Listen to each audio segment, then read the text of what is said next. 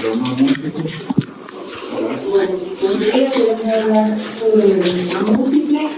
Primero vamos a empezar con la definición. Es una definición así muy resumida, es que el mieloma es la proliferación neoplástica de células plasmáticas que producen una inmunoglobulina monoclonal. Como un poco de epidemiología, pues aquí encontré que en el 2020 la incidencia en ambos sexos y en todas las edades y en todos los tipos de cáncer, incluyendo sólidos y no sólidos, se encuentra el número de casos en mieloma múltiple 176.404 en el puro 2020, ¿no? Y tiene una prevalencia 5 años de Latinoamérica de 8.2%. Además, pues la mortalidad en el 2020 se encontró pues, que fue de 117.077 casos. Como ven aquí. Leucemia adulto más arriba. Y el primero es pulmón. El primero de mortalidad es pulmón y la incidencia es cáncer de mama. Cáncer de mama era pulmón. Pobre resultado. En 2020. Muy bien. Muy bien. Y bueno, un poco más de epidemiología ya más dirigida.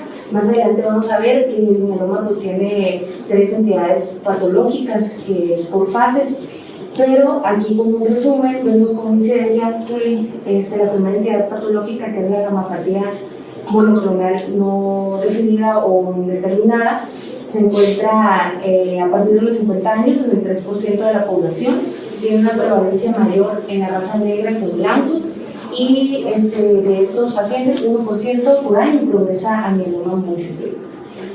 En la otra entidad patológica, que es el mieloma silente, smoldering o indolente, se encuentra que 10% de estos pacientes por año progresa a mieloma múltiple en los primeros 5 años después del diagnóstico, y 3% por año del 5º al 10º año, y 1.5% progresa por año, ¿no? De estos. Y ya como mieloma múltiple, pues representa el 1% de todos los cánceres, representa el 10% de las neoplasias hematológicas a nivel mundial, y tiene una incidencia de 30.000 casos por año más o menos, y una tasa de 4 en 100.000 habitantes. Es más frecuente en hombres que en mujeres, como ya dijimos, más frecuente en afroamericanos que caucásicos, y la mediana de presentación de edad es de 55 a 65 años. Después de los 50 años es lo más común, y menos del 1% se presenta por debajo de esta edad. En México, pues la única estadística que encontré es que pues, es 4 al 5% de padecimientos hemato-oncológicos, ¿sí? El mieloma múltiple. Las características de cada uno de ellos las traemos adelante. Sí. Sí. Esto nomás es la epidemiología. Bueno. Y pues ya un poco más de epidemiología. Las tasas de incidencia en estos años, esto es lo más actual que encontré, pues igual, ¿no? Es mucho más común en raza negra, y le siguen los nativos de Alaska, indios americanos, después los hispanos, después los caucásicos y el último asiáticos. Y en cuanto a mortalidad, está igual en el mismo orden, la mortalidad, ¿no? Primero los raza negra y así sucesivamente. Okay. Y bueno, ya hablando de factores de riesgo, entrando al tema, pues en sí se desconoce la causa del mieloma, pero es mucho más frecuente en individuos que estuvieran expuestos a este tipo de factores de riesgo. Principalmente pues es la edad avanzada. Se ha visto que tiene que ver mucho con el envejecimiento, la inmunosupresión por la fisiopatología del mieloma, que ahorita vamos a hablar de eso, la exposición ambiental, sobre todo exposición a benceno, radiación y solventes orgánicos, ¿no? Que pueden abarcar muchos.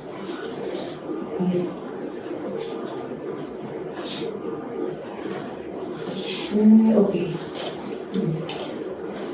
Y pues ya no, las ocupacionales que se han visto con campesinos, carpinteros, cortadores de piel, contacto con productos del petróleo, etc.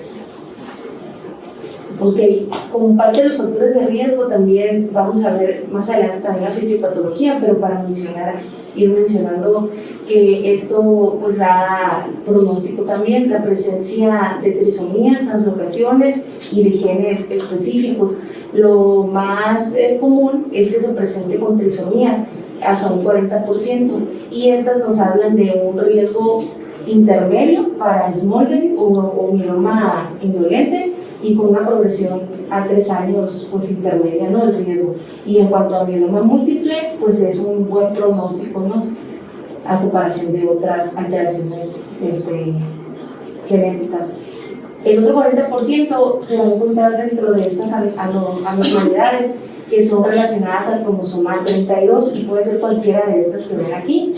Aquí es importante destacar que la translocación 4-14 del cromosoma 16 y 32 pues tienen un alto riesgo de progresión en 2 años.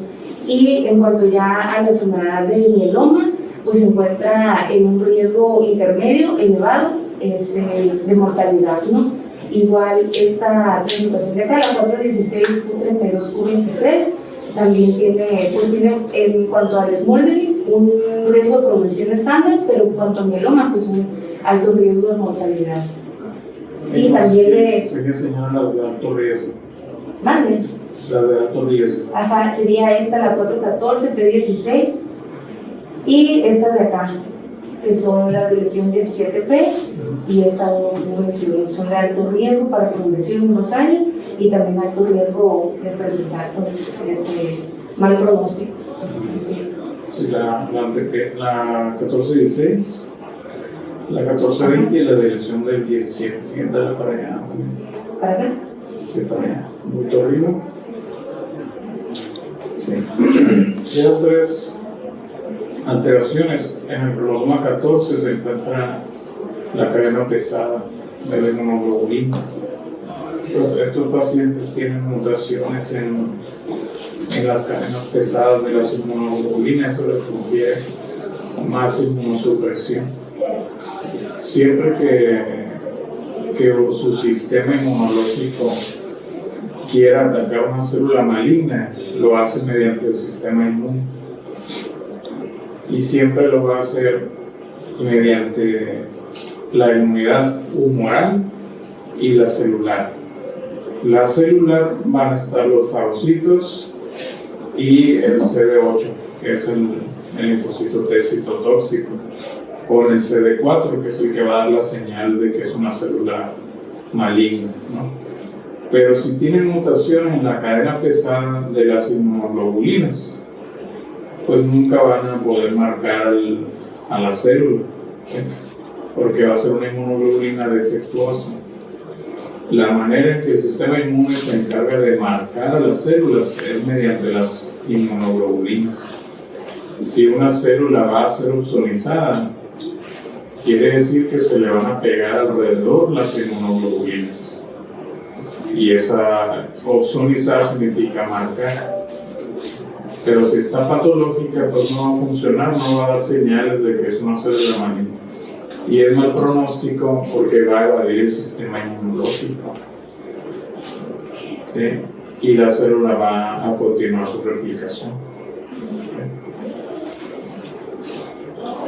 Ok, y pues ya nada más también mencionar que existe esta asociación con estos genes, entre los más comunes es el FGFR3, MAFB y el CCNR3, que intervienen mucho en la fisiopatología. Y bueno, pues como ya dijo el doctor, pues estas, aquí en resumen, pues son estas, ¿no? El riesgo estándar es con las trisomías, el riesgo intermedio es con estas translocaciones, y el alto riesgo pues ya se asocia a esta, la lesión 17P, 1416, 1420 y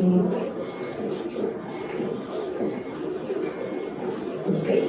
Y bueno, ya otra vez hablando de fisiopatología, pues en sí el mieloma pues va a tener, como les decía, fases o un progreso, y aquí la importancia de detectar pues estas entidades a tiempo, ¿no? Que la mayoría de las veces no es así, pero es importante pues conocer esta fisiopatología por ese motivo. Primero pues vamos a ver, no necesariamente se puede presentar ya como otra entidad, pero usualmente es primero la gamopatía monoclonal de importancia indeterminada. Esta se ha visto que se encuentra en el 3% de las personas mayores a 50 años, y de aquí hay un suceso que se le llama el segundo golpe aleatorio, o sea, que es al azar, donde empieza pues el cambio, ¿no? Y esto pues se debe a cambios genéticos adicionales de regulación del ciclo celular y como finalidad, digo, como ya producto final, la evasión de la apoptosis, que es donde ya se genera pues el cáncer, ¿no? Es decir, entonces como ven en esta gráfica, pues progresa a mieloma múltiple latente o smoldering, como les decía, y después ya mieloma múltiple. Acá traigo otro esquema donde se ve un poco más explicado. Aquí vamos a ver que es un daño acumulativo, entonces de tener un linfocito B y en la fase ya después de su maduración o durante su maduración es donde intervienen estas translocaciones, estas anomalías citogenéticas, que pueden ser todas las que ya mencionamos, y hace que haya una respuesta normal, ¿no?, a la estimulación antigénica. Esto hace pues que se genere ya la entidad como tal de la gamopatía monoclonal, y esta pues puede estar silente, indolente, y no es hasta que hay esta otra exposición a eventos donde ya progresa mieloma, ¿no?, que puede ser todas estas alteraciones genéticas o que se vea afectado el microambiente de la médula ósea, ¿no?, que puede ser pues ya por la misma actividad tumoral que haya un incremento de la angiogénesis y esto haga que se reproduzca más esta célula plasmática y a su vez produce más interleucina 6. Esto es muy resumido, ¿no?, de la fisiopatología, pero más o menos algo así es. Y eso hace que estas liberación de citoquinas se supriman todas las demás líneas celulares, entonces donde ya vienen las complicaciones y ya se establece pues, el cáncer en sí por infiltración en la ósea y entre otras, ¿no? Pero ahorita más adelante lo vamos a ver, y al final pues ocasiona el daño a órganos, ¿no?, que es los síntomas más comunes que vemos. La MGUS es la gamopatía monoclonal de significado incierto. Hay una mutación, principalmente pueden haber hiperlipidías o mutación de la cadena pesada, como dice arriba, del linfocito B, que va a traducir en una gamopatía monoclonal de significado incierto. Ese es el curso de la enfermedad. Hay una segunda ola de mutaciones o un segundo golpe de la MGUS que progresa al mieloma, a la célula ya plasmática aberrante y cancerígena del mieloma múltiple. ¿Sí? La gamopatía monoclonal no es un mieloma, es solamente que ustedes encuentren un pico monoclonal. ¿Sí? Pero el pico monoclonal tiene sus características, no es tan elevada, pero sí hay monoclonalidad. El paciente está bien, no tiene síntomas y es solo un hallazgo que se le encontró que tiene monoclonalidad. Esos pacientes tienen el riesgo de progresar de 1% anual, sí, 1% al año. Se da un segundo golpe y esos pacientes progresan a mieloma múltiple. ¿Sí? Ahorita van a ver cómo se diagnostica el mieloma. Okay. Y bueno, ya nomás hablando de lo que les decía, la fisiopatología, pues vamos a encontrar pues toda la secuencia, y ya es acá al final donde el linfocito B se forma en célula plasmática, donde vamos a ver la alteración. Va a haber una liberación de citocinas, lo cual va a suprimir a las otras líneas celulares, y esto pues va a provocar los síntomas trombocitopenia, anemia, sangrados, etcétera, ¿no? Okay. Y pues aquí vemos pues cómo están las células plasmáticas, liberan las inmunoglobulinas deficientes, y aquí se ve el pico monoclonal que mencionaba ya el doctor, donde va a ser igual o muchas veces mucho mayor a la liposupresión, que esto pues es anormal. Es una electroforesis de proteínas. Abajo, ahí va a correr el pico de la albúmina, alfa 1, alfa 2, beta y gamma. Las inmunoglobulinas, casi todas, excepto la IgA corre un poquito en las dos, en beta y gamma, pero las demás corren en gamma. Entonces, gamma debe ser más chiquito y aplanado, debe ser como un cerrito así, curvo y bien aplanado, casi al ras de menos que beta. Y ese es un pico monoclonal, se debe ver como la albúmina, alto y simétrico. Ese es un pico monoclonal. ¿Por qué la albúmina se ve así? Porque la proteína es igual. La electroforesis mediante métodos eléctricos hace que las proteínas se junten en una banda, ¿sí? Y esa banda de solo las mismas proteínas es lo que se grafica. La albúmina, pues puras proteínas de albúmina le va a dar un pico así elevado, quiere decir que todas son iguales. Y si en gamma tienes un pico igual de la albúmina, quiere decir que tienes una proteína que todas son iguales, ¿sí? Y eso quiere decir que hay clonalidad, es monoclonal. Que si estuviera elevado y estuviera homogéneo, así, no picudo y estuviera redondo, sería, ya no sería monoclonal, sería policlonal. Ahí eso ya no sería un mieloma.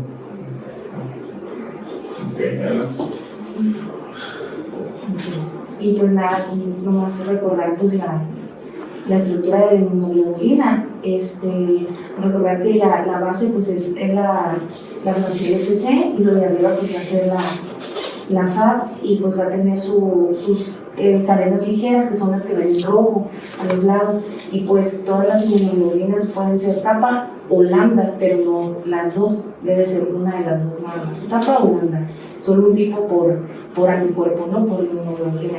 Y pues estas a su vez en la cadena pesada, que es lo azul, tienen su porción constante y su porción variable, que esto pues es para la unión del antígeno anticuerpo, ¿no? Y es algo que les mencionaba el doctor, que pues va a estar deficiente en este tipo de inmunoglobulinas aberrantes. Ahí está la azul, la cadena pesada, va desde la región variable hasta la porción constante, y la cadena ligera nada más está en la roja, que está nada más arriba. La porción constante es la que puede estar pegada a la célula que la produce, ¿sí?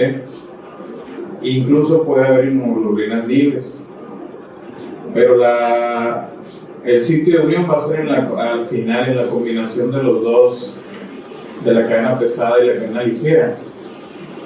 Ahí es donde se lleva a cabo la hipermutación somática. La hipermutación somática es algo natural de todas las inmunoglobulinas. Se hace para que la inmunoglobulina pueda reconocer infinidad de antígenos. Entonces, un péptido que es el que se va a colocar en esa parte, la inmunoglobulina lo va a reconocer, ¿sí? Y se hipermuta para que pueda reconocer miles, millones, múltiples antígenos. Casi cualquier antígeno puede ser reconocido pero solo unos pocos mandan señales, ¿sí? Pues continuamente se pueden estar pegando péptidos a esa zona, pero hay algunos que no mandan señales. Los péptidos propios no mandan señales al cuerpo para que se cree una respuesta, salvo que fueran enfermedades autoinmunes. Y los péptidos ajenos, eso sí, ocasionan respuestas inmunitarias. Okay. Bueno.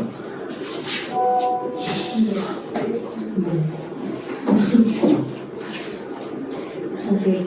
Y pues ya en este esquema pues vemos cómo va a variar pues y saber pues las entidades patológicas, lo que ven arriba son todas estas, hasta progresar incluso a la leucemia de células plasmáticas, y eso va a variar según los otros factores, ¿no? Normalidades citogenéticas. En el MBUS pues va a ser dependiente de las hiperdiploidías o no hiperdiploidías y otras alteraciones moleculares, que es como las expresiones incrementadas de estas ciclinas. En el mieloma múltiple intramedular, translocaciones secundarias, activación o mutación oncogenéticas. Y en el extramedular, de regulación celular, mutaciones en el gen MYC y en el T53. Todo esto pues progresando al mal pronóstico que tiene la leucemia, ¿no?, de células plasmáticas. Como les decía, pues a su vez el microambiente de la médula ósea se va a ver afectado, generando cada vez más resorción ósea y más angiogénesis, que pues complican el pronóstico. Y bueno, ya como factores de riesgo de progresión, son estos que hay que tener en cuenta, que en el monitoreo de cada paciente se van a estar tomando. Ahorita les voy a decir la temporalidad. Principalmente pues es el nivel de proteína M. La proteína M pues se refiere a la inmunoglobulina monoclonal, ¿no?, que esté afectada. Y pues en factor de riesgo va a ser que se encuentre mayor o igual a 1.5 gramos por decilitro, que haya una gamapatía monoclonal no IgG, es decir, IgA, IgM o IgD, es de mal pronóstico también para progreso, y que existe una relación anormal de la cadena ligera libre de suero, que sea menos de 0.26 o mayor a 1.65. Y esto pues nos habla de un riesgo de conversión. Y según cómo se presente, pues va a ser de más alto riesgo o de bajo riesgo. Si están los tres, pues alto riesgo, ¿no? Y así sucesivamente. Bajo riesgo sin ninguno de estos tres factores de riesgo. Y la presentación pues es así, según esos factores de riesgo. 3 factores de riesgo, 58% de riesgo, ¿no? Ya. Ok. Y pues ya en cuanto al monitoreo, pues aquí vamos a ver que se diagnostica el MBUS, ¿no? Y pues hay que repetir la evaluación de 3 a 6 meses después del diagnóstico. Vamos a guiarnos en banderas rojas, como dice aquí, que si estas están presentes, pues es lo que me va a decir que es el siguiente paso a seguir. Las banderas rojas pues van a ser estas de acá. Va a ser dolor óseo, fatiga generalizada, debilidad, síntomas B, síntomas neurológicos, sangrados. Aquí creo que también abarca trombosis y síntomas sugestivos de amiloidosis, pueden ser cardíacos, macroglosia, nefróticos, etc. Linfadenopatías, organomegalia, sí. Y las banderas rojas laboratorial, bueno, en el laboratorio, van a ser estas de acá, que va a ser con la proteína M incrementada. Las cadenas ligeras también incrementadas, mayor del 50%, que este ratio de las cadenas ligeras también mayor de 100, la proteína M en el suero mayor o igual a 3 gramos por decilitro y urinaria mayor o igual a 500 miligramos en 24 horas. Entonces todos estos estudios se deben de hacer una vez que se diagnostica el MBUS y es a los 3 a 6 meses. Si se encuentran las banderas rojas, entonces nos vamos para acá.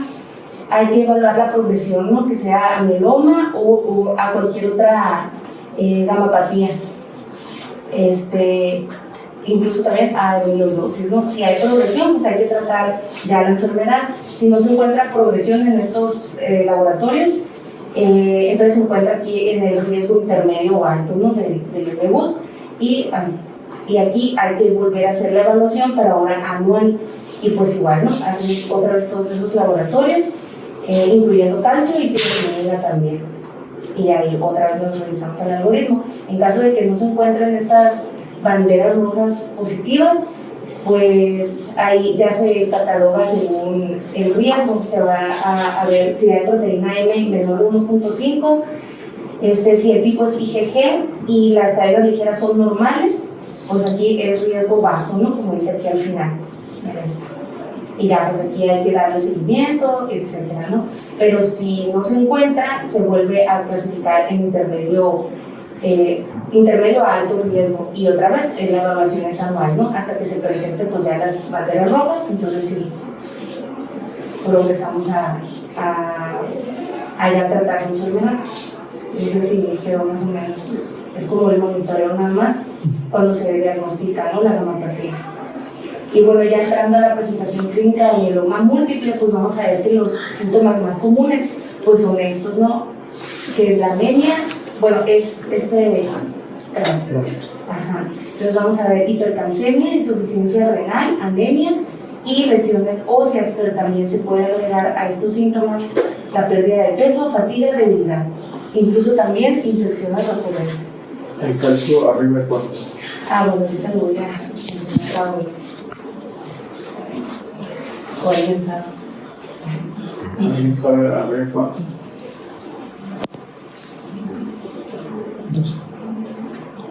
12. ¿Quién dice menos? ¿Quién dice más?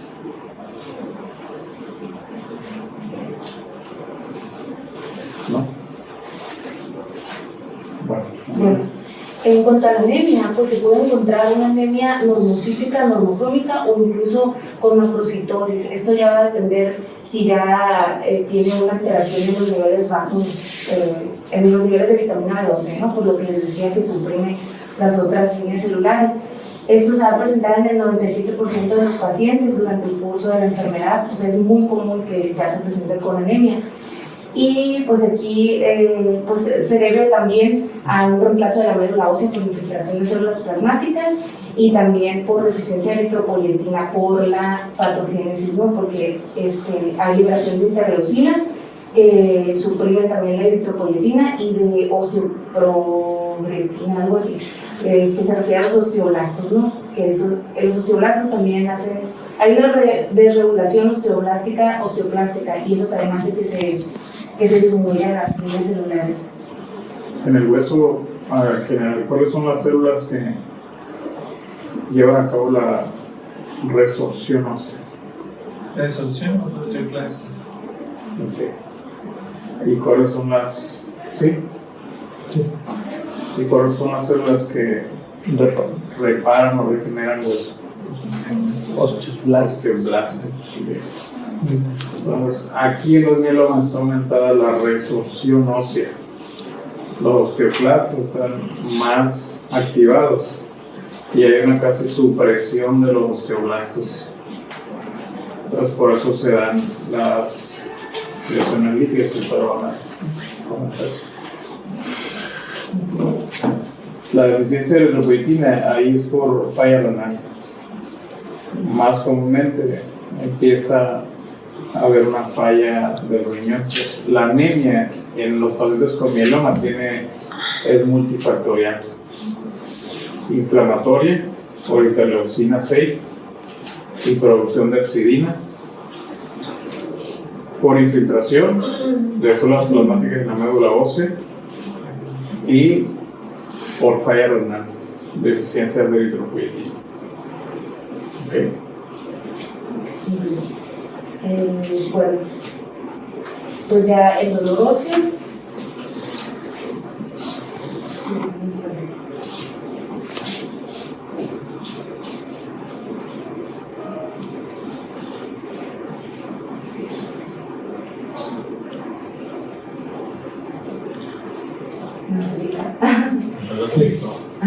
Bueno. Se quita, dale escape para que se quede en la pantalla.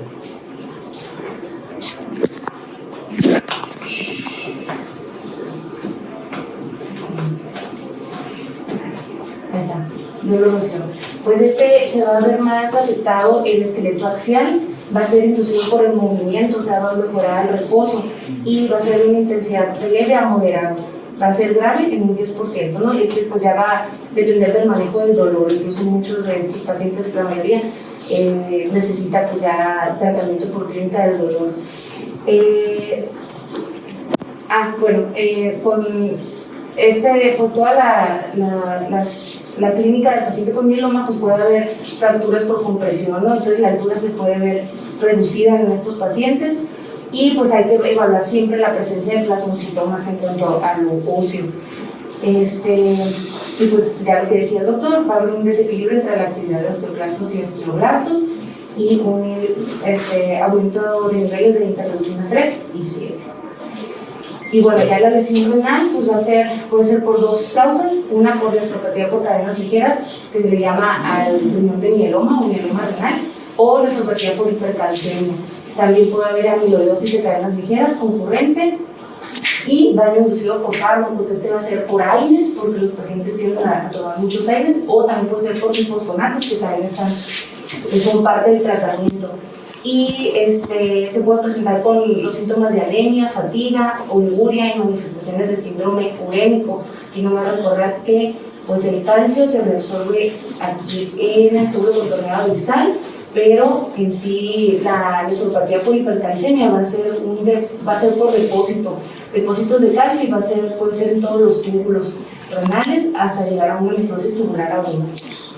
En el ACGN, ¿qué pasa?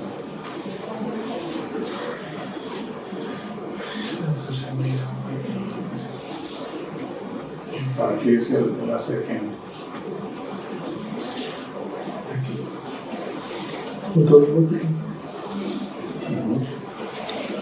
Muy bien. Control osmótico. De la osmolaridad se lleva a cabo en la C. Muy bien. Y en el productor distal. Control hídrico. De control hídrico. Muy bien, el balance hídrico. Ok, adelante. Bueno, entonces ya por hipercalcemia, pues va a haber una desmineralización ósea y pues el calcio debe ser, bueno, en algunas partes dice que 10.5, pero también que mayor a 11, no sé. Pues con cuál se quedan. Mayor a 11. Ok, casi. Casi. Y pues esto ocurre en el 15% de los pacientes al momento del diagnóstico. Se presenta con fatiga, estreñimiento, náusea, sed y confusión. Pues ya aquí nomás recordar, ¿no? El abordaje de hipercalcemia, pues recordar que siempre se debe pedir paratormona para descartar otras causas, ¿no?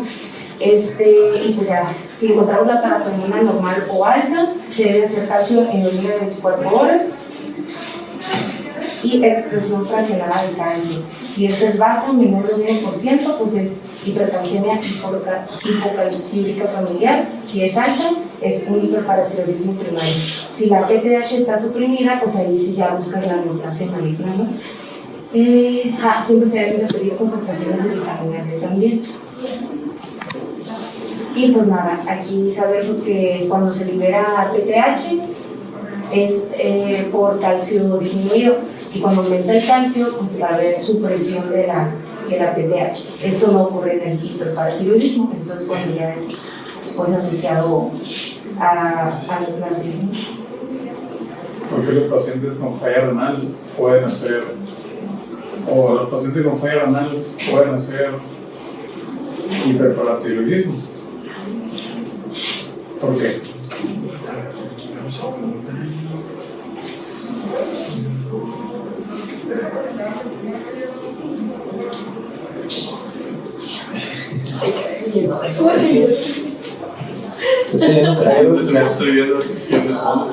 Hay algo que se llama producto calcio-fósforo, algo así, y no me acuerdo muy bien, pero si hay La una patología se llama osteodistrofia renal. Osteodistrofia renal. Es por. Tiene que ver con la síntesis de vitamina D y el eje, pues. Quiero para explicarlo. No, sí tiene que ver con la vitamina D, pero sí, los pacientes con falla renal hacen hiperparados secundarios. Entonces, esto ayuda un poco más al mieloma. Si ya esos pacientes tienen hipercalcemia, la falla renal que puede ocasionar un hiperpara secundario puede agravar, ¿no?, la hipercalcemia. La hipercalcemia va a dañar el riñón con depósitos de calcio en el riñón y va a exacerbar la falla renal. Una vez que el paciente tiene falla renal, va a ser difícil el tratamiento, y antes decían que ya eran las fases finales del mieloma. En cierto punto sí, o sea, es el curso casi natural, pero ya con los nuevos tratamientos ya no es tan grave, no es tan así como decir fase final, ¿no? Pero es un círculo vicioso que te va llevando a descontrol orgánico. Al final, falla renal grave y hemodiálisis, ¿verdad? Bueno, pues aquí como parte también del cuadro clínico, pues hay un síndrome, ¿no?, que dicen el síndrome de POEMS, que puede ser, que es característico por polineuropatía o parestesias, o oligomegalia, que puede ser patomegalia, sinomegalia, linfadenopatía, endocrinopatías, la proteína R elevada y alteraciones en la piel. Puede haber también compresión extradural de la médula espinal por los pneumocitomas, hiperviscosidad, radiculopatía, neuropatía periférica, compromiso del sistema nervioso central, incluso encefalopatía. Los POEMS, la P es polineuropatía. Polineuropatía. La O es de organomegalia. Se clasifica el POEMS como una gamapatía monoclonal. Puede ser un POEMS solo. La E es de endocrinopatía. La M es del componente monoclonal. Y la S es de skin, de piel, manifestaciones cutáneas. Ese es el síndrome de POEMS. Se puede ver en el mieloma múltiple, pero también puede ser una entidad sola y clasificarse como una gamapatía monoclonal. ¿Sí? La de significado incierto pues es la NGUS, gamapatía monoclonal de significado incierto. Y el POEMS es una gamapatía monoclonal, junto con el mieloma, junto con el Smolder mieloma, junto con el plasmocitoma solitario, junto con la macroglobulinemia de Waldenström, junto con la amiloidosis primaria, que son gamapatías monoclonales, que pueden presentar el componente monoclonal sin necesidad de ser mieloma. Entonces, no solo el mieloma les va a dar componente monoclonal. Si nunca se vayan a casar con la idea de que tiene componente monoclonal, es mieloma. Okay. Es encefalopatía, ¿no? Pues, o endocrinopatía. Pero también puede haber encefalopatía. ¿Cómo es esa? Porque me parecía la endocrinopatía, la verdad no lo investigué. Si era nomás por el hiperparathyroidismo o otra cosa. Puede ser, sí, por el hiperpar. Por el hiperpar. Ok. Pues bueno, ya hablando pues de otra entidad que es el plasmocitoma extramedular, que como ya vimos puede ser junto con el mieloma o aparte, ¿no? Puede ser solitario. Lo más común es esqueleto de qué tipo? Periférico. Axial. Lo más común es esqueleto axial. Le gusta mucho las vértebras y el hueso de la pelvis. Esto pues es una infiltración de las mismas células plasmáticas, ¿no? Esto pues es cuando ya el mieloma pues es extramedular y pues viaja a todas partes, y pues va a ser delimitada, puede afectar tejido óseo o tejidos blandos, como ver aquí en esta resonancia magnética donde comprime ahí, ¿no? Okay. Y puede ser aquí también, como en esta imagen, que está pues ya en la vértebra, que se ve ahí, ¿no? Incluso está desplazando la vértebra aquí, la vértebra aquí. Está desplazando la vértebra hacia adelante. Hacia adelante. Okay. Y puede ser también esta, otra resonancia, donde ya se ve mucho más claro, ¿no? En el disco. Y puede ser aquí también, entre otras, ¿no? Y bueno, los laboratorios de siempre, que siempre se deben de pedir, pues son estos, ¿no? Al inicio y según el monitoreo del paciente, que ahorita adelante vamos a ver, son las inmunoglobulinas séricas, la electroforesis, la inmunofijación, el calcio, que es mayor a 11, que queda corregido, la biometría hemática, porque la anemia suele ser menor de 10 cuando ya se habla de mieloma, y la relación albúmina-BCG, la creatinina sérica puede o no ser mayor de 2, pero usualmente es mayor de 2 el daño. Hay presencia de cadenas ligeras y también la citogenética, hay que pedirla, ¿no? Para el pronóstico. Sí, le faltaría la serie ósea sí. metastásica para completar lo del CRAP, ¿no? Lo clínico tiene que completar el CRAP. La C, calcio más de 11. La R, renal, la creatinina más de 2, usualmente, ¿no? Anemia menor de 10, generalmente una anemia menor de 10 se ve en los mielomas. ¿Okay? La B es lesiones líticas de bone lesions. Entonces tienen que encontrar lesiones líticas, van a pedir la biopsia metastásica, que más común afectados, electroaxial y huesos planos. Okay. Porque, pues aquí como ya mencionábamos, pues ahí está la electroforesis, ¿no? A la izquierda, como son las albuminas, las proteínas, y la gráfica, la que ven hasta el final con un color más nítido, pues es la albúmina, y la de acá arriba es lo normal, esta de sí, así como se debe ver y como debe ser lo aplanado que dice el doctor, donde están todos esos colores que son todas las inmunoglobulinas, ¿no? Y ya pues cuando hay una neuropatía se ve ese pico que no debe estar. Ahí está el lagarto, como se hace la electroforesis. Así se agrupa la albúmina en el primer pico del superior, negro, así se ve negro y toda la proteína junta, ese es el pico de la albúmina. Y así se va haciendo, se va corriendo la electroforesis. Ven ahí como gamma es apenas azulito. Entonces así se grafica. Y en el de abajo, como gamma está negro, como la albúmina. Ahí está diciendo que hay un pico monoclonal, hay una proteína que se parece. Y lo normal es que corren en gamma, como les dije hace rato. Sí, y bueno, está esta, ¿no? Lo normal es el mieloma y lo normal es lo azul. No se va a ver afectado. ¿Y si corren en otra? Pues es otra proteína. No. En alfa 1 antitrypsina, albúmina, en beta, bueno, no me la sé todas, ¿no? Pero beta 2 microglobulina, otras proteínas, ¿no? Que ya están descritas en esta corre tal, en esta corre tal, en esta corre tal. Entonces, alguna alteración les puede dar elevación de las otras. Pero gamma y algo de beta es más común. Mieloma. Beta, sobre todo la IgA. Beta y un poco de IG, de gamma. ¿Cuál es la proteína más frecuente que se eleva en el mieloma?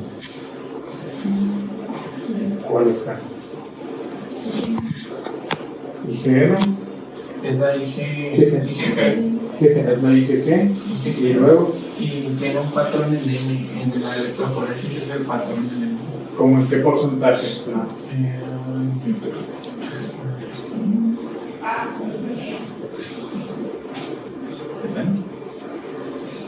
Puede ser un 50% más o menos, 40%. Y de ahí, IgM. Y el último IgA. El último IgA.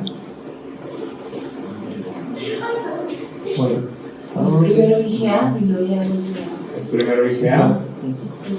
Solo IgA. Son 20%. Ahorita les voy a poner una tabla. A ver. Sí, porque la IgM es la más pesada. Ahora, y ahí está el esquema de ese, ¿no? Igual, ahí. Bueno, ya en frotes de sangre periférica, pues vamos a ver que pueden encontrarse estas tres cosas más comunes: la formación de rulox, que es esa que ven ahí. Rulox. Bueno, más del 50%. ¿Cómo? ¿Qué es eso, Francis? François. Rulox, sin pronunciar la X. A ver, Alicia. Más del 50% se va a ver eso. ¿Cuántos lotes, Alicia? Va a haber leucopenia también en el 20% y trombocitopenia en el 5%. Vean cómo es poco frecuente que se presente trombocitopenia. Poco frecuente, casi no van a haber trombocitopenia en los pacientes con mieloma. Anemia más del 97%, sí. Leucopenia puede ser, pero trombocitopenia es muy difícil, no es usual que tenga trombocitopenia. Es una célula plasmática aberrante. Ajá, entonces ahí vamos a ver, también podemos ver en sangre periférica células plasmáticas, en aproximadamente el 10%, ¿no? En sangre periférica. Entonces ahí está, ¿no? En cuanto a los estudios de imagen, pues podemos encontrar fracturas patológicas en lugares inusuales, como esa que ven ahí en la cabeza del hombre, bueno, en el cuello más bien. Fracturas por compresión, como esta que ven acá abajo, y osteoporosis. Okay. Sacabocados son lesiones y sale pimienta con otro menos. Muy bien, los subtipos de esta. Y bueno, aquí están los patrones que podemos encontrar, y los subtipos pues son en mucho mayor frecuencia la IgG, que es en el 62%, después le sigue la IgA de un 21%, después está la proteína de Jones, que son las cadenas ligeras, kappa o lambda, está en un 16%, después sigue la IgD en 2%, biclonal 0.5% y hasta el último la IgM 0.5%. Y puede haber subtipo no secretor y este es en un 6.5%. Y bueno, aquí están los subtipos más comunes. La IgE es muy excepcional. Con la IgM también. Es muy excepcional que se presente un mieloma tipo IgE. Lo más común es IgG, luego IgA y luego Benz-Jones y un poquito incluso más arriba el no secretor. Hasta el final la IgM y luego la IgD y la IgM,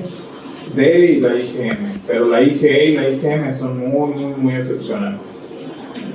Ok, pues ya podemos tener pues, el mieloma de cadena ligera, que se encuentra en un 20%, y de estos un tercio va a desarrollar lesión renal aguda.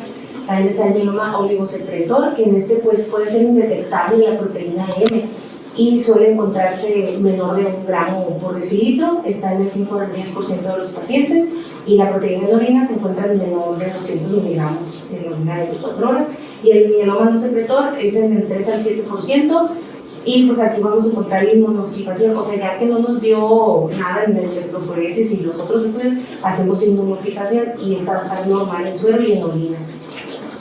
Mieloma no secretor.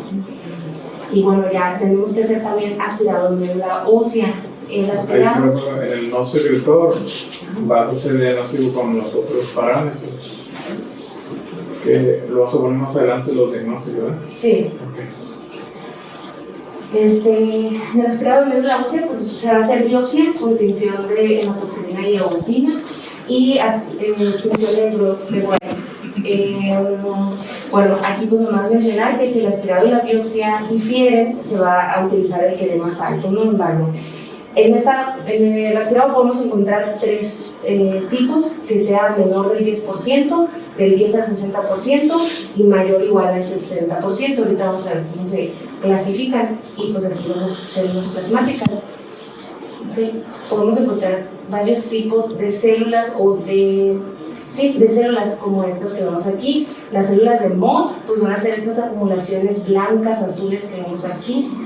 Los cuerpos de Russell son cuerpos rojos. Rosa. Bueno, eso se ve más o menos, no sé si rojo ahí, pero ese es el que está señalado. Y eso es acumulación de inmunoglobulinas ahí sueltas. Células en flamos, que son estos de acá, son como arrastradas, como si arrastraran la célula plasmática. Esa que señalan no es tanto, como esa que la de abajo se ve más así. Oh, sí, se ve el citoplasma como si fuera una llama de una vela. Ah, sí. Ajá. El citoplasma alrededor es más morado. La célula de Mott es la célula que está llena de inmunoglobulinas. Ahí está, la primera está muy vaporada, vemos circulitos blancos alrededor. La célula de Russell es la célula con inclusiones redondas de color rojo, como está ahí marcada y la célula en flama, esas son células aberrantes. Aberrantes también va a haber células binucleadas, que ahí están la de abajo. Ahí hay una célula plasmática que están 2 núcleos pegados. Y pues ya está la imagen ahí se ve un poco más el cuerpo rojo. Okay. Y bueno, ya, ¿no? En el aspirado, pues nomás Recordar que pues, al microscopio pues, hay que evaluar primero la celularidad, que la vamos a ver aquí, como nos decía el doctor, pues tratar de imaginarnos ahí cómo separar todo lo moradito con lo blanco, ¿no? Y pues vamos a ver la celularidad aumentada y después vamos a hacer un acercamiento para poder ver pues, las células plasmáticas y ya todas las alteraciones que vimos. Nomás mencionar que en la celularidad pues lo normal es la edad menos 100 y ese porcentaje es lo que debe ser normal en cada persona. Bueno, 100% menos la edad, ¿no? 100% menos la edad. 100% Sí, pues, de la celularidad se dice al revés. La edad menos 100%. ¿Pero la es? Sí, pues da números negativos. Da números negativos. Ok, y pues ya, vamos a ver aquí, mayor del 10% siempre debe haber de células plasmáticas para poder decir pues, que tenemos una alteración de mieloma múltiple. Y pues ahí vemos ¿no? las células, y pues ahí también se ven inflamadas. ¿Cuánto porcentaje debe tener médula ósea? O sea, Yo, a ver, ¿cuánto debo tener yo? no. ¿Cuánto porcentaje de células plasmáticas No. deben tener para diagnosticar mieloma? Más del 10%. Muy bien, más del 10%. Adelante. Ok, aquí en el mieloma múltiple, pues ya en el diagnóstico tenemos estas pues dos, ¿no? Primero, pues vamos a encontrar una infiltración a médula ósea. Esta pues se va a caracterizar por células plasmáticas clonales mayor o igual al 10% o por la presencia de un plasmocitoma óseo o extramedular, siempre probado por biopsia. También puede estar estas otras que puede ser más o uno de estos eventos definitorios de mieloma múltiple, que es la presencia del CRAB, la infiltración de médula ósea de células plasmáticas clonales mayor o igual al 60%, la relación entre la cadena ligera libre de suelo involucrada y la no involucrada mayor al 100, mayor o igual a 100, y mayor o igual a una lesión focal que mida mayor o igual a 5 milímetros en la resonancia magnética. Bueno, eso es. Los tres de abajo son criterios definitorios de mieloma múltiple. Si está presente sin necesidad de lo demás, es un mieloma. Si tiene una espiral con más del 60% de plasmáticas, es un mieloma, aunque no tengan lo demás. Si tienen una relación de cadenas ligeras de más de 100 o igual a 100, ya es un mieloma. Y si tienen más de un plasmocitoma identificado por biopsia o por resonancia magnética, es un mieloma. Ya no necesitan de todo lo demás. Pero si no tienen ninguno de esos criterios, el diagnóstico lo van a hacer con el 10% de células plasmáticas, algún dato definitorio, algún dato clínico de CRAB, sobre todo los 4 que tienen ahí, las lesiones líticas, la anemia, la falla renal o la hipercalcemia, y que hayan demostrado el componente monoclonal. Generalmente no entra aquí el componente monoclonal porque puede estar ausente, sobre todo en los mielomas no secretores. Doctor, ¿y el plasmocitoma cómo se manifiesta? Es una bola un tumor en los huesos que puede ocasionar compresión medular, dolor óseo, y puede estar en lo más común es piel, huesos, axial, esqueleto axial, pero también puede estar piel y otros órganos, cualquier otro. Y pues ya aquí, para que quede más claro, pues la homeopatía monoclonal, la IMEBUS, aquí pues vamos a ver la presencia de proteína M, pero sin datos de CRAB. Y pues las células plasmáticas van a estar menor del 10% de médula ósea, ¿no? Y sin evidencia de alguna otra enfermedad proliferativa o de el mieloma múltiple indolente o smoldering, pues es la progresión del MEBUS. Aquí tiene que haber proteína M sérica mayor a 3.0 sin datos de CRAB. En el mieloma activo, sintomático temprano, ya vamos a ver la definitoria, puede ser el diagnóstico que mencionábamos antes, o mayor al 60%, que es definitorio en médula ósea, la relación mayor a 100 y mayor de una lesión, ¿no? Total. Y el mieloma activo sintomático es la presencia de la proteína M, ya sea en suero, orina o ambos, el plasmocitoma confirmado por biopsia o células plasmáticas en médula ósea, y uno o más rasgos de CRAB o indicadores de daño a órgano blanco, que esto puede ser también infecciones recurrentes o neuropatía, no necesariamente que esté en CRAB, al contrario, o sea, ya con que haya eso, ya es daño a órgano blanco. Y bueno, ya es un algoritmo, tenemos la sospecha clínica, entonces vamos a solicitar todos los laboratorios que ya mencionamos. Si la proteína M está presente en electroforesis o inmunofitación y hay una relación anormal entre cadenas ligeras en suero, pues nos vamos para acá. Hay que hacer recolección de orina en 24 horas para electroforesis y ensayo de cadenas ligeras. Si hay alguno de estos síntomas, pues vamos a tomarlos en cuenta. Pero primero, si no está presente la proteína M, pues ya es un trastorno clonal de células plasmáticas, que es poco probable que esté en un trastorno clonal. Y bueno, ya regresando acá, si hay uno de estos presentes, que es el CRAB, para acá. Ya se va a evaluar al paciente para mieloma múltiple. Hay que hacer un aspirado de médula ósea y biopsia con inmunofenotipo, citogenética, FISH, con examinación de frotis periférico y todos estos estudios que es albúmina, DHL, beta-2-microglobulina y PCR, así como estudios de imagen ósea.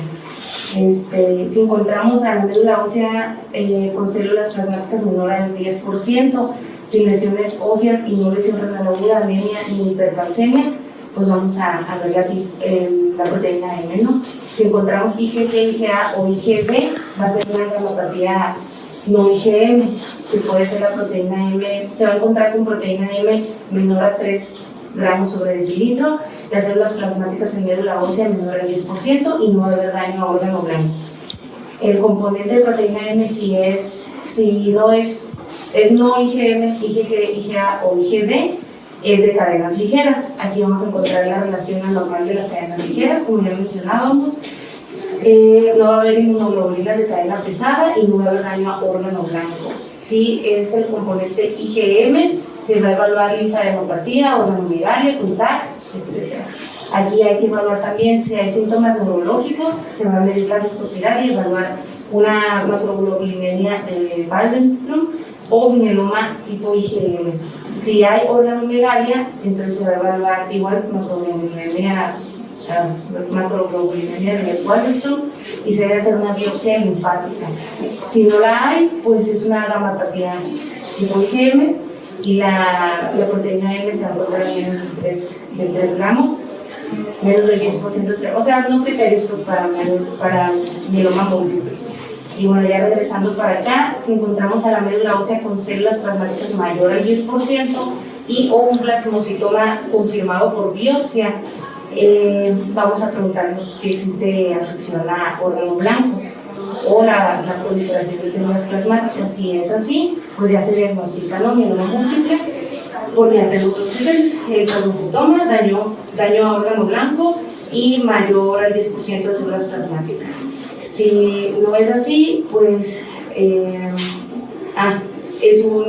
la médula ósea hay que encontrar mayor al 60% de células plasmáticas.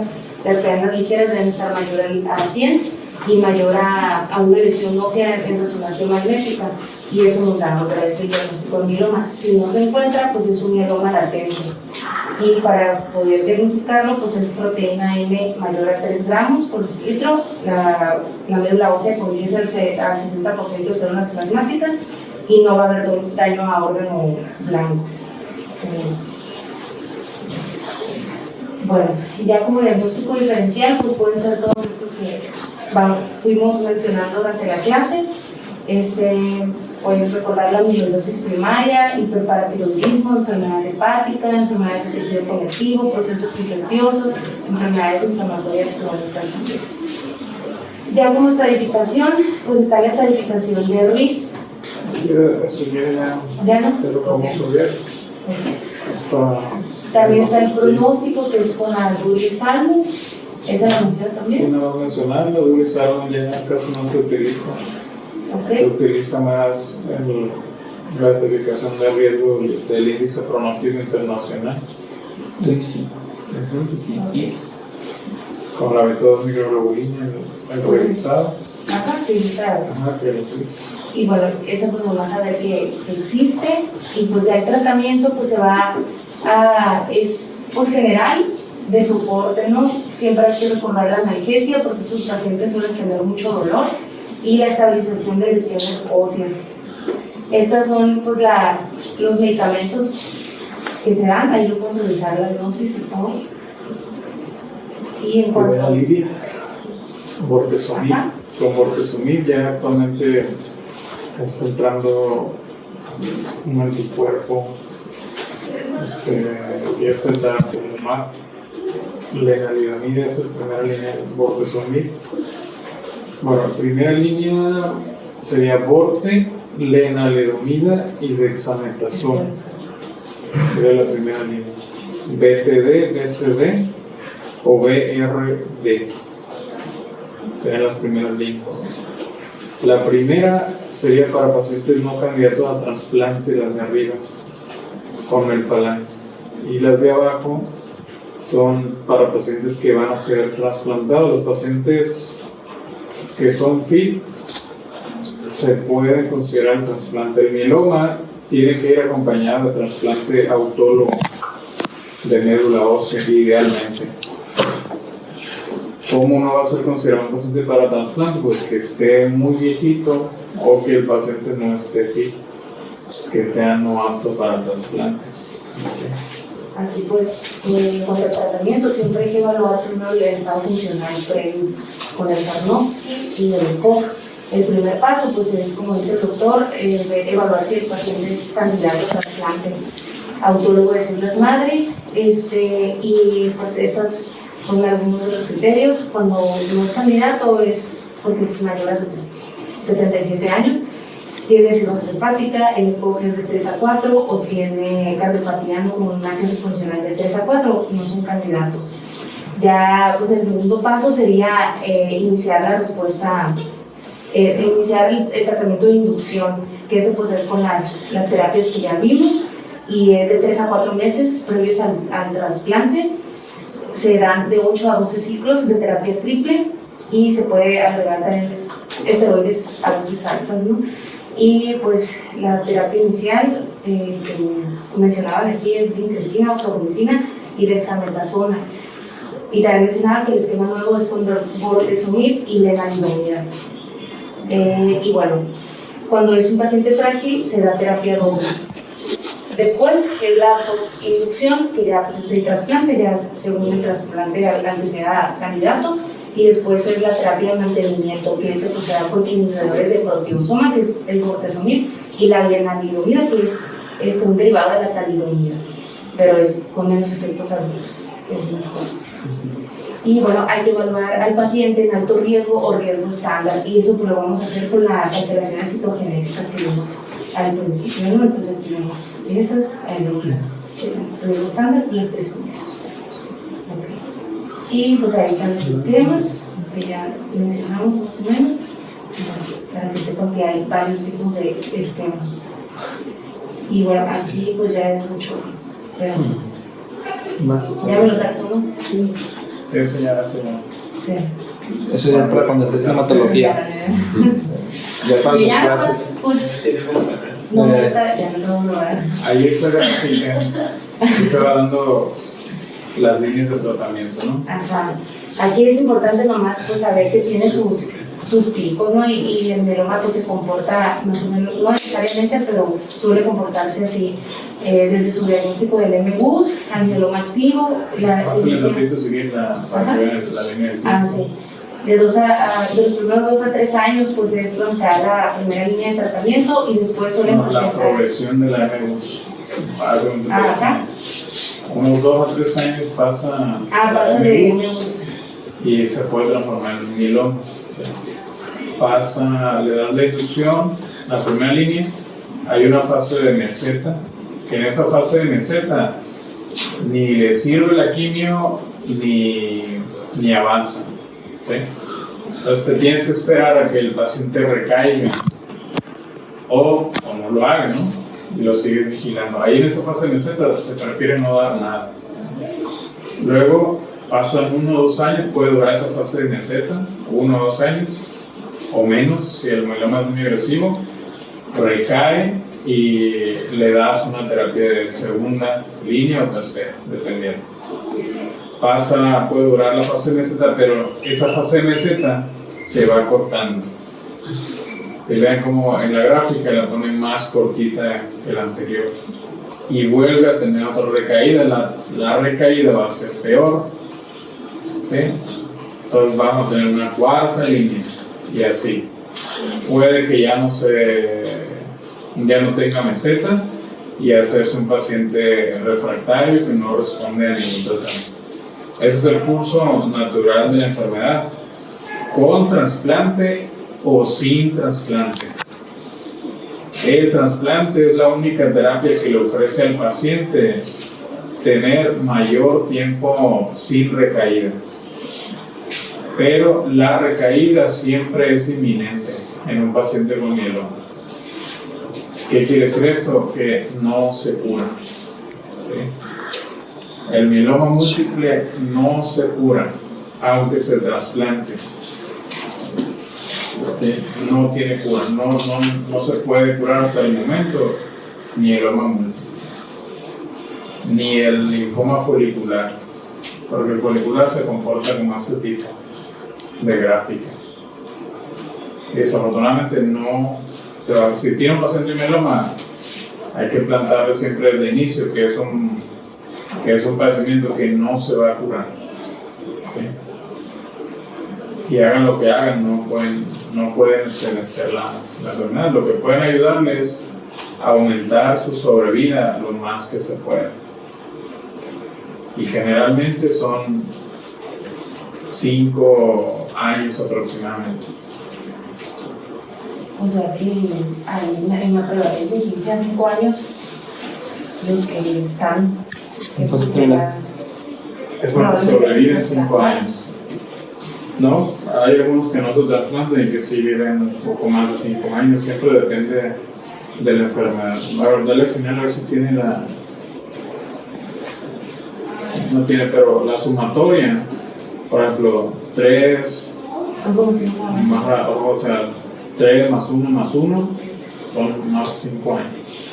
De 5 a 6 años es la progresión del paciente con mieloma.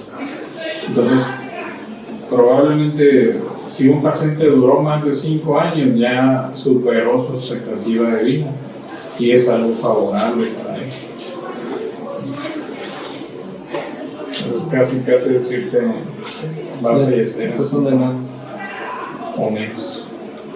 Ok, pues ya lo van a saber que hay que evaluar siempre la respuesta al tratamiento y en cada ciclo pues se deben de hacer estos estudios que se ven ahí marcados con una cruz y pues ya, ¿no?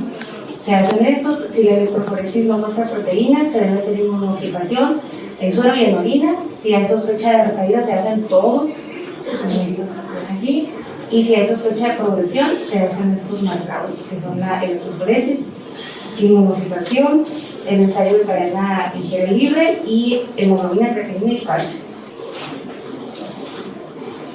Y bueno, pues también en la evaluación de la respuesta al tratamiento pues están estas clasificaciones.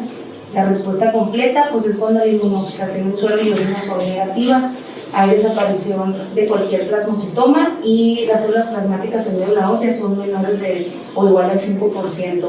La respuesta completa estricta va a ser cuando haya relación normal de cadenas ligeras libres y ausencia total de células clonales en médula ósea. La respuesta muy buena parcial es cuando hay proteína M detectable por inmunofijación, pero no en la electroforesis. Hay una disminución del 90% de proteína M sérica y una disminución menor de 100 miligramos por 24 horas de proteína M urinaria. La respuesta parcial va a ser una disminución mayor al 50% de proteína M sérica, disminución mayor al 50% de las cadenas ligeras libres Y de células plasmáticas, disminución mayor al 50%, y de los plasmocitomas también. La enfermedad estable pues no va a cumplir criterios de respuesta completa ni parcial. Okay. Ya la definición de recaída pues va a ser cuando hay una progresión de enfermedad o empeoramiento de la disfunción orgánica, que se encuentren nuevos plasmocitomas o incremento en los previos mayor al 50%, al menos 1 centímetro, aumento del 5% de células plasmáticas en médula ósea de lo que ya había. Y la remisión es respuesta parcial, al menos 6 meses, que se mantenga en ese estado. Ya voy a terminar.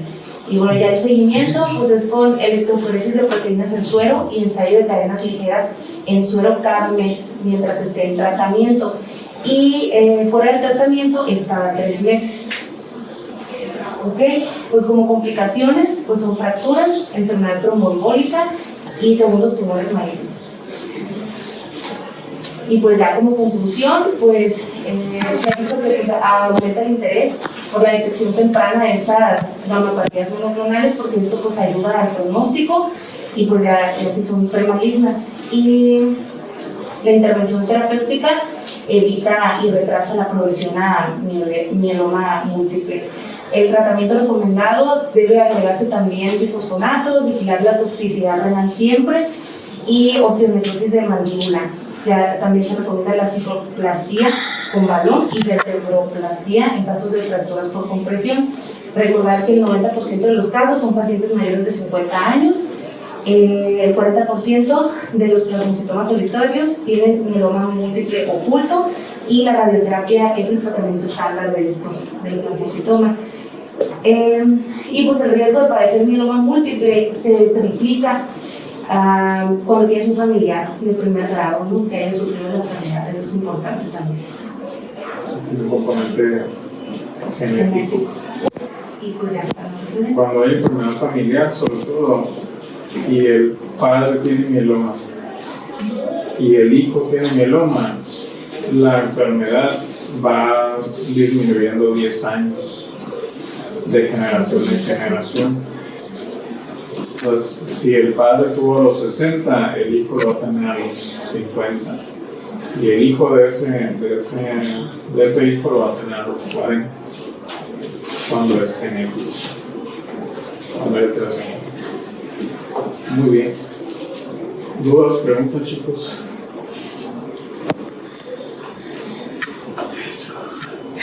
Muy bien. ¿Se cansaron? No.